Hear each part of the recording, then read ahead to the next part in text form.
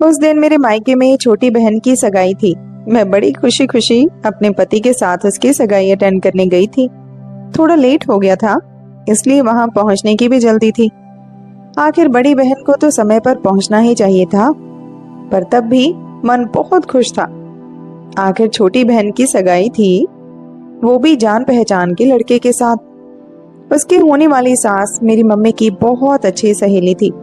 ऐसी सहेली जिससे मम्मी अपने दिल की बात तक शेयर कर लेती थी। शादी के बाद जब मैं मायके रुकने जाती थी तो उनके घर जरूर जाकर आती थी, या फिर वो मुझसे मिलने जरूर आ जाती थी।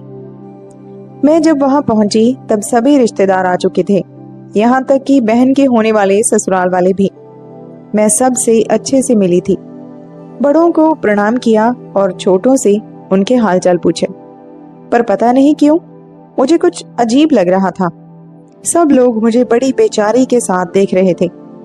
मुझे लगा शायद ये मेरी गलत फहमी है। जब पति को वहीं बाहर दूसरे रिश्तेदारों के साथ छोड़कर मैं अंदर कमरे में गई तो भाभी और मम्मी के साथ बैठी औरतें मेरे ही बारे में बात कर रही थी और मेरे पति और ससुराल वालों की बुराई कर रही थी। ये सब सुनकर तो मैं दंग रह गई और वहीं दरवाजे पर खड़ी रह गई। मेरी ताई जी औरतों से कह रही थी, हाय राम, हमारी बड़ी बिटिया को देखो, अपने ससुराल में बहुत ज्यादा दुखी है। ससुराल वाले उसे बहुत परेशान करते हैं, सारा काम उससे अकेली से करवाते हैं। उसके पति ही अगर ढंग से कमाते तो उसे छोटी छोटी चीजों के लिए भी मोहताज तो नहीं होना पड़ता। तब मम्मी ने जवाब दिया, जीजी, हमने तो अच्छा सोचकर ही शादी की थी, हमें क्या पता था कि उसकी किस्मत में इतने दुख लिखे हैं। अब छोड़िए ना मम्मी जी, आज के दिन भी आप क्या बात लेकर बैठ गई हो। आज आपकी छोटी बेटी की सगाई है, फिलहाल तो उस पर ध्यान दो। भाभी ने मम्मी को समझाया। तभी भाभी की नजर मुझ पर पड़ी और मुझे देखते ही वह बोली, अरे दीदी, आप आ गई? वहां दरवाजे पर क्यों खड़ी हो, अंदर आ जाओ। आज तो वाकई बहुत लेट कर दिया आपने आने में। सगाई का प्रोग्राम शुरू होने ही वाला था, सब आपका ही इंतजार कर रहे थे। इससे पहले कि मैं कुछ जवाब देती, ताई जी बोले, अरे इसकी किस्मत तुम लोगों की तरह कहाँ, इसे घर का सारा काम अकेले करके आना पड़ता है। ऊपर से अपने ससुराल वालों के लिए रोटियां और सेंक कर आई होगी। अजीब लोग हैं, ससुराल वाले जब इसे भेजेंगे तभी तो ये आएगी।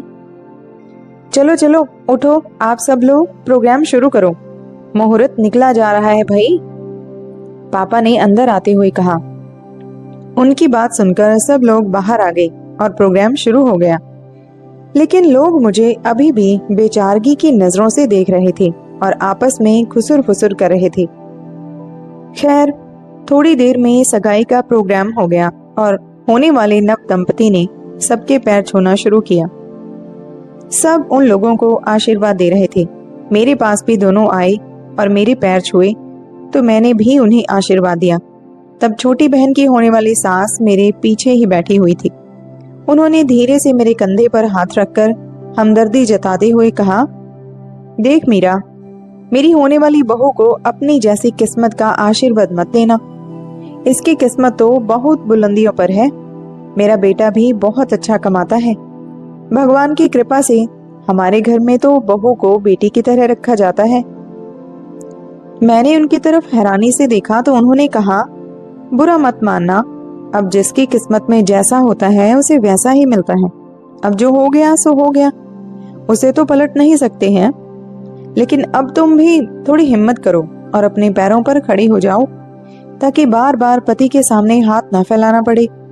आखिर तुम्हारा बेटा भी अब इतना बड़ा हो गया है कि स्कूल जाने लग गया है। अब तो कुछ ना कुछ करने की कोशिश कर ही सकती हो। सुनकर वाकई बहुत बुरा लगा। ये क्या कर दिया मैंने अपने पति की तरफ देखा तो वो बिल्कुल भावहीन बैठे हुए थे। मुझे पता था कि ये सब बातें मेरे पति के कानों में भी पहुंच रही थी, पर उनकी भलमानसाहत थी कि उन्होंने कुछ नहीं कहा। आखिर वो अच्छे से जानते थे कि ये सब मेरे बड़बोलेपन के कारण हो रहा है। मेरी छोटी छोटी बातों को तिल का ताड़ बना देने की आदत के कारण हो रहा है।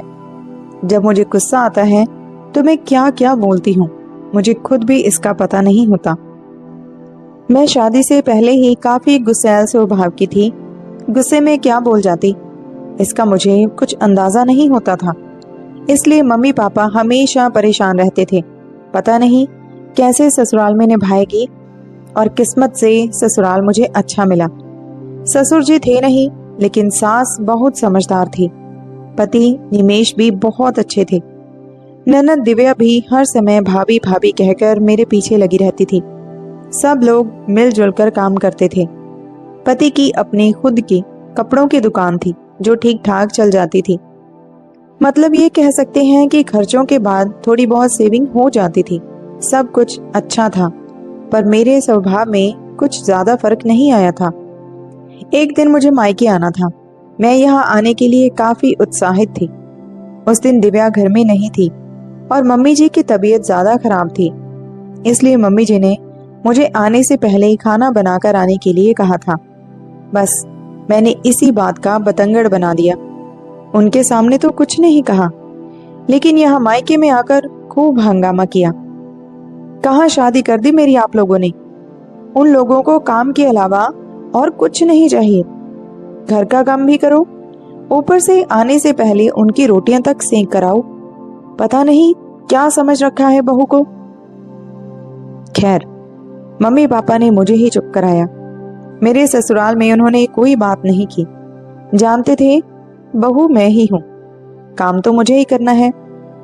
आखिर सब लोग मिलजुल कर काम करते हैं। ये तो मैं गुस्से में बकबक कर रही हूँ।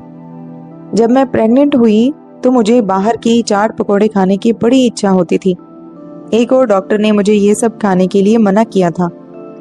जब कभी निमेश के साथ बाहर जाना होता तो उसे ये सब खिलाने के लिए विनती करती, पर निमेश मुझे ये सब चीज दिलाता ही नहीं था। सख्त होकर कहता था कि घर का ही खाना खाओ। बस इस पर भी मैंने अपने मायके में उसके बारे में पता नहीं क्या क्या कह दिया। कैसा पति है मेरा, उसके पास मेरे ऊपर खर्च करने के लिए पैसे तक नहीं है। क्या पता कमाता भी है या नहीं। छोटी छोटी चीजों के लिए मुझे मोहताज कर रखा है। अब आप बार बार एक ही चीज को बोलते रहो तो घर वालों को भी आप पर यकीन होने लगता है। बस यही कारण था कि मेरे पापा तो मुझ पर विश्वास नहीं करते थे, पर मेरी मम्मी अब धीरे धीरे मेरी बातों में आने लगी थी। अब मम्मी को भी लगने लगा था कि वाकई उनकी बेटी बहुत दुखी है। अब धीरे धीरे मेरे मायके में मैं बेचारी और मेरे ससुराल वाले अत्याचारी साबित हो चुके थे। अब वो मेरे सामने कुछ कहते भी थे तो मैं बेचारी बनी ही बैठी रहती थी।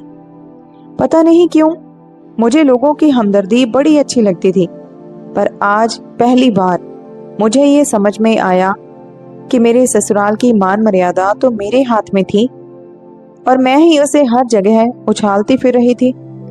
लोगों की मुझसे कोई हमदर्दी नहीं थी, बल्कि मैं सबके सामने बेचारी बनकर अपने ही परिवार की ही जगहंसाई कर रही थी। वो दिन था और आज का दिन है। जो जैसा है मैं उसमें ही खुश हूँ। मैंने अपने पति से इसके लिए माफी तक मांग ली और सबसे बड़ी बात, उन्होंने मुझे माफ भी कर दिया। अब जरा जरा सी बात को आकर अपने मायके में किसी के सामने नहीं बोलती। अब मुझे खुश देखकर मेरे मम्मी पापा भी खुश हैं। लोग अभी भी कुरेदने की कोशिश करते हैं और अब मेरा जवाब एक ही होता है, मेरा ससुराल है और मैं उनके साथ खुश हूँ। अब किसी को मेरी चिंता करने की जरूरत नहीं, लेकिन मेरी चिंता करने के लिए मेरे पति हैं। तो दोस्तों, ये थी आज की कहानी। आपके क्या विचार हैं जरूर लिखें, ऐसा अक्सर औरतें करती हैं। लाइक शेयर करें। अगर वीडियो अच्छी लगी, चैनल पे नए हो तो जरूर सब्सक्राइब कीजिएगा। धन्यवाद।